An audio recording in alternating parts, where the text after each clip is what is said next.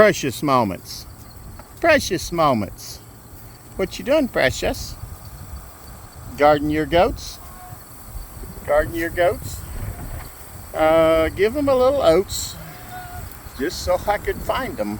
I don't know if you can see what's happened out there, but we weren't really on top of these weeds. This is chicken grass growth where chickens was back during the winter 2 years ago. And it's by our egg trailer. There's a big old weed in there, but you can see the hoop house out there in the background. But it is just so much growth. And there's Freckles. Freckles and Precious are going to have puppies. Precious is going to have puppies from Bear, and Freckles is going to have puppies from Ajax.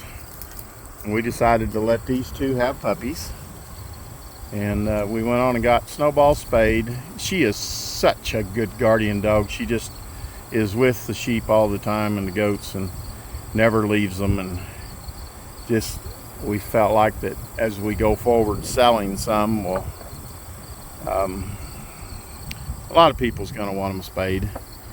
But if you spayed them all, you would never have no more 4-breed guardian dog puppies, and that's what we're going to have, is 4-breed guardian dog puppies. And got a little bit of Karyakin in them, and Marmah, Anatolian Shepherd, and some Pyrenees. And they make good goat sheep dogs. They make good chicken dogs. They just make good dogs.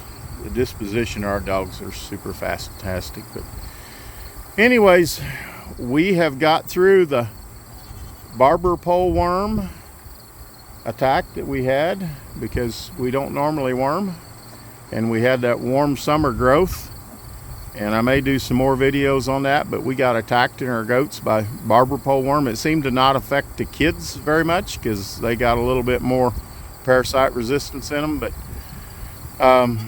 a lactating nanny is very susceptible to the barber pole worms, and we had that warmth, and then we got rain, and we got this lush grass, and we moved them off the tree and the sprouts and the shrubs there in town and down to this to try to knock some of these weeds down with them, and it was absolute wrong thing to do.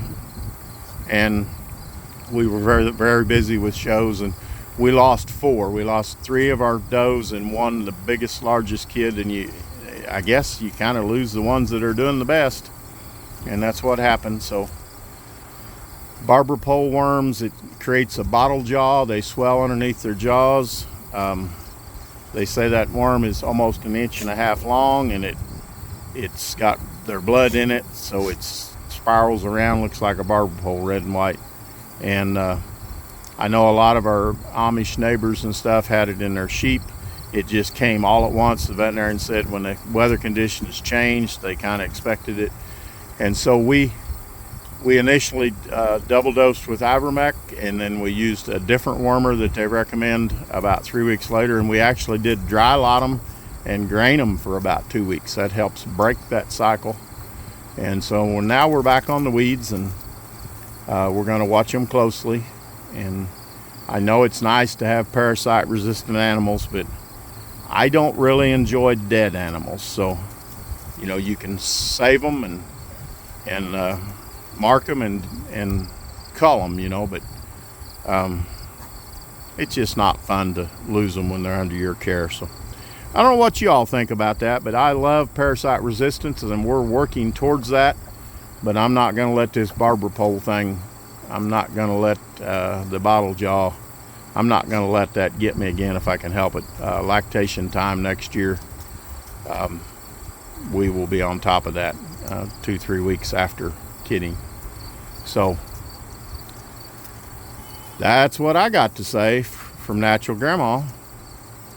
Wish you were having this good a day.